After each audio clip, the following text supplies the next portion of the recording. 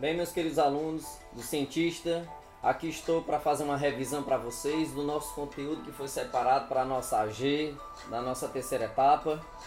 E só lembrando que os capítulos que ficaram separados para esta prova é a partir do capítulo 11, aí vem o 12, o 13 e a nossa questão do paradidático, ok? Então eu vou começar pelo capítulo 11 e vou tratar aqui especificamente sobre a questão da China, tá certo? Então, sobre a própria questão da China. Então, o que você tem que entender sobre a questão chinesa é principalmente a China pré-revolucionária e a China pós-revolucionária.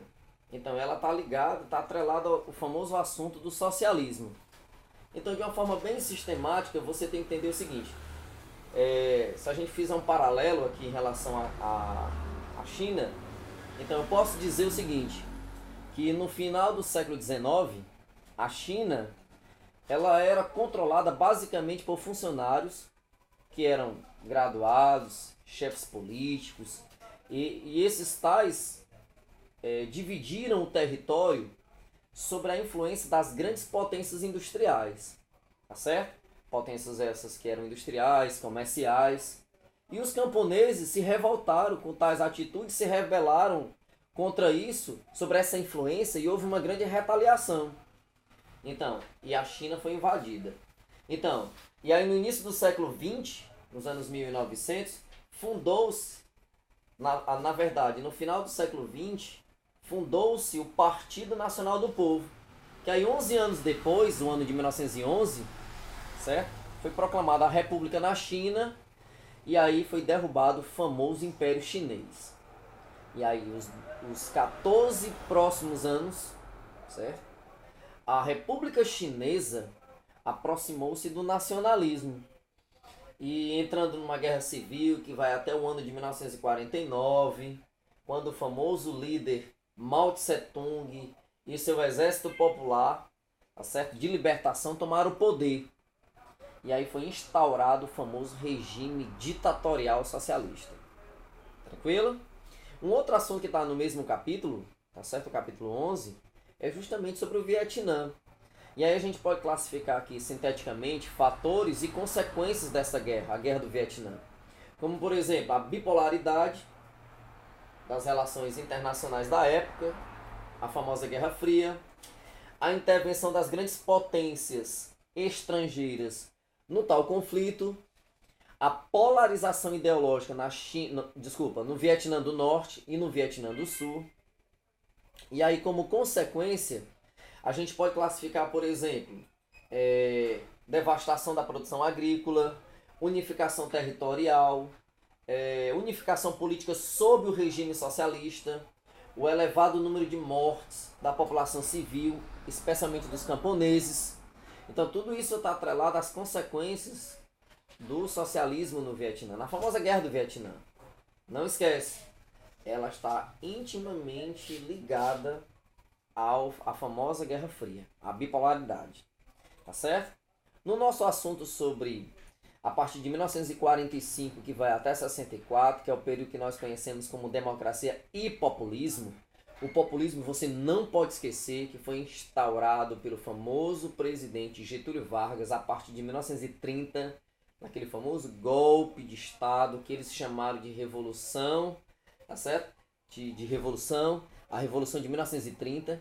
Mas quando chega o ano de 45, que é o final da era Vargas, os 5 presidentes em diante, na qual Getúlio Vargas também vai fazer parte, a gente também conhece como populismo. Tá certo? E aí a gente pode até classificar aqui alguns pontos, né, se fazem parte ou não desse período chamado de populismo. Tá certo? A gente pode aqui sentenciá-lo. Tá certo? Alguns exemplos em relação a esse período chamado de populismo. Por exemplo, a manipulação do eleitorado, da massa popular, o controle da massa, tá certo? Tanto urbana, ela pode ser classificada também como um período chamado de populismo. Então eu quero que você fique bem atento a esse tipo de coisa, porque o populismo era isso mesmo. Então aquela liderança carismática, mas com a intenção de controlar a massa.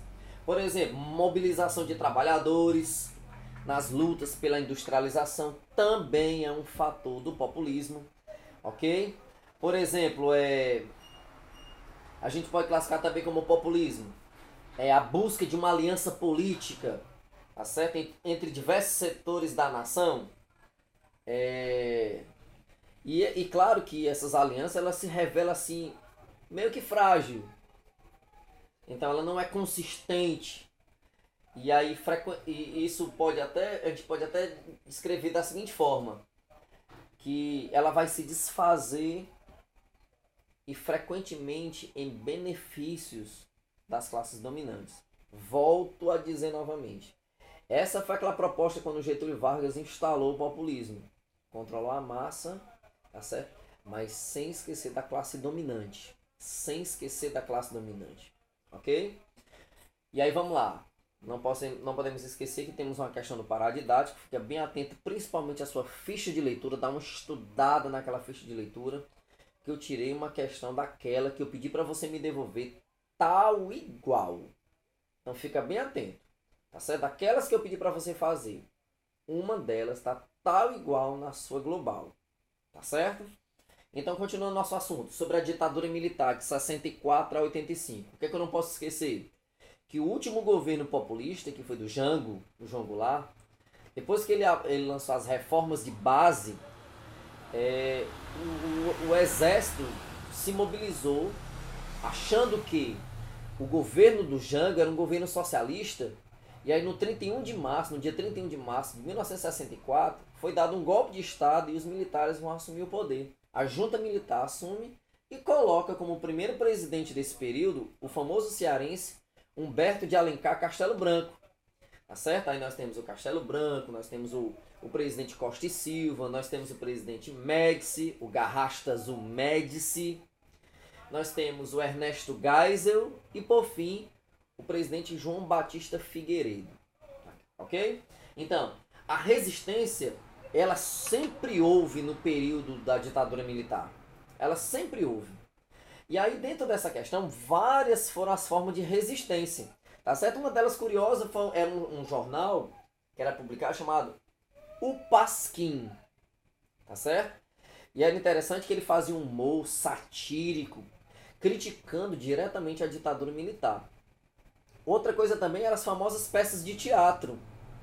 Elas também tinham um objetivo de fazer críticas severas ao regime, o regime ditatorial de 64, tá certo? Outras foram os famosos cartunistas com sua arte, né, nos seus famosos cartoons.